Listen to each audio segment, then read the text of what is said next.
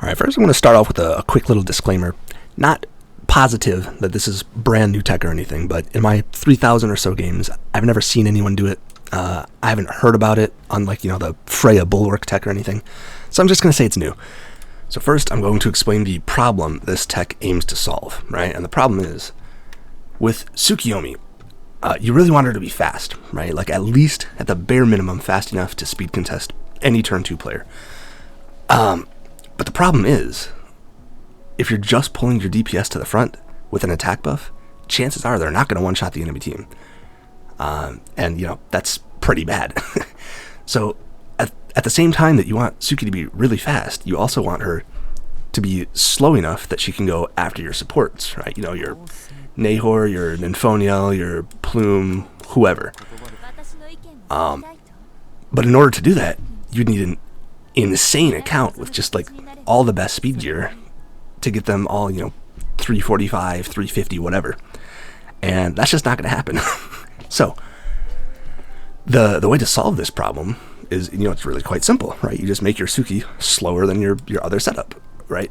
But then she's absolutely useless as a speed contester. So, how do you get the best of both worlds? How do you get a Tsuki that's fast enough to speed contest, but also puts your DPS right behind your other setup?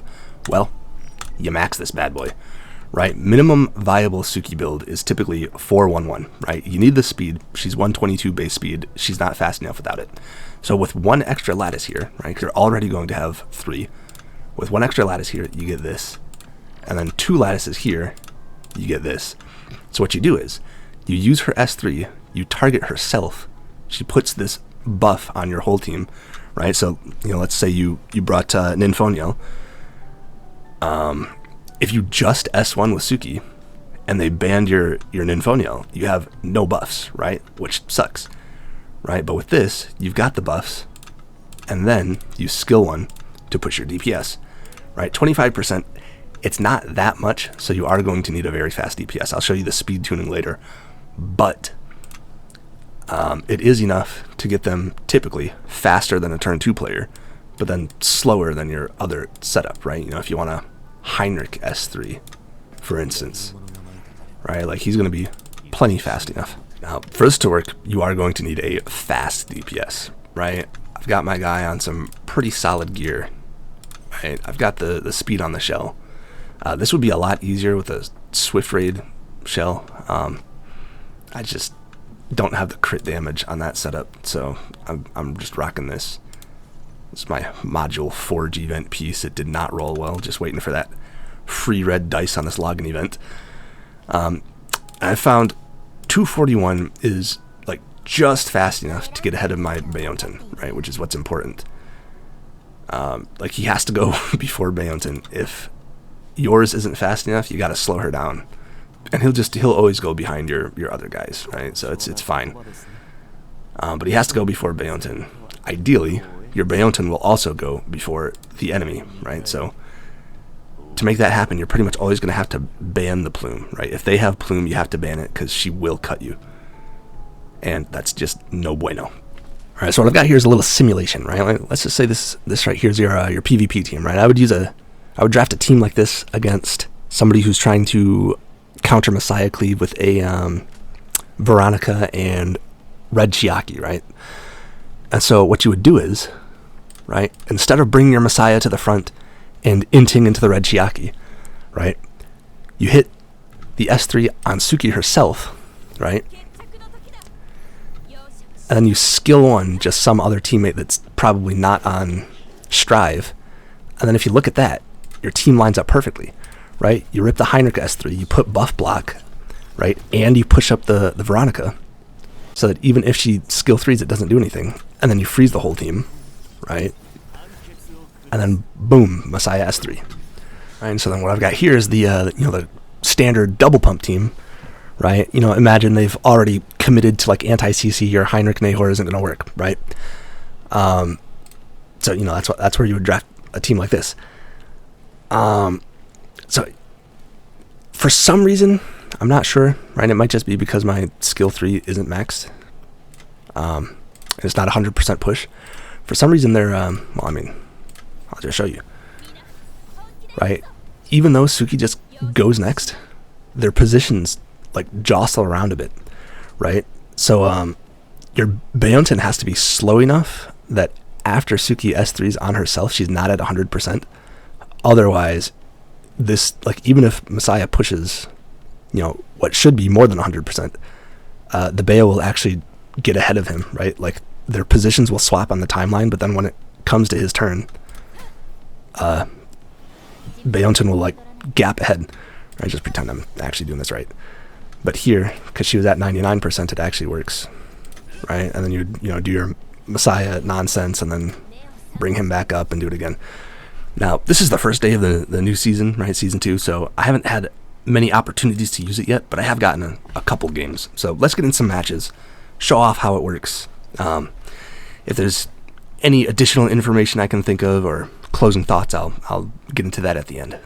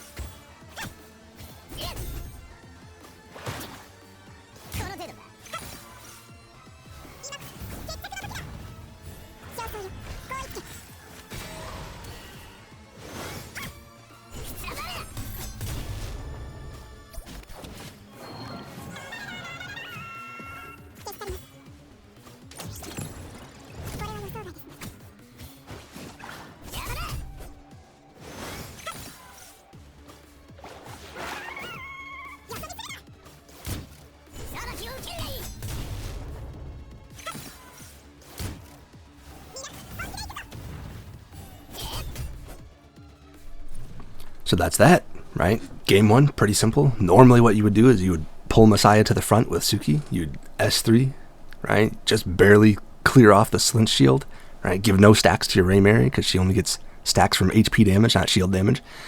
Fushu gets her S3 up and the game is over, right? But being able to S3 with Heinrich first, letting Messiah one-shot, and then comboing to Raymary, free game. Game 2, even better. Normally, once again, you would bring Messiah up to the front. He would hit the S3, right? Not push the Veronica because his S3 ignores passives and her push is a passive. Then Heinrich S3s. Ideally, he puts buff block on everyone, but he does push the Veronica, right? When she S3s, she will not steal the invincibility because everyone is buff blocked, right? Now with this upgraded shell passive after the buffs, right? Like he's almost guaranteed to land buff block on everybody. But even if he does, right, she strips the invincibility off of Messiah, and then as soon as Tiamat gets out of the ice state, right, she just one-shots him. So, game over there as well, right? But being able to push the Veronica before your Messiah S3s, GG, once again. Third game, that's just classic crit rate.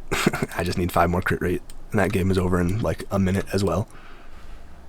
Right, and so the reason I thought this up was because, once you start getting higher up in the Mythic, like, top 200 kind of range, like you run into a lot of people who have multiple bruisers P5, right? Like they've got their Tiamat, their Holden, their Rahu, like just everybody's P5. And without a P5 Messiah of your own, like he just starts like not one-shotting stuff anymore on that slower, really high damage build. Right, and like especially the HP scalers, if they have a P5 Tiamat and Raymary, like you're just not one-shotting.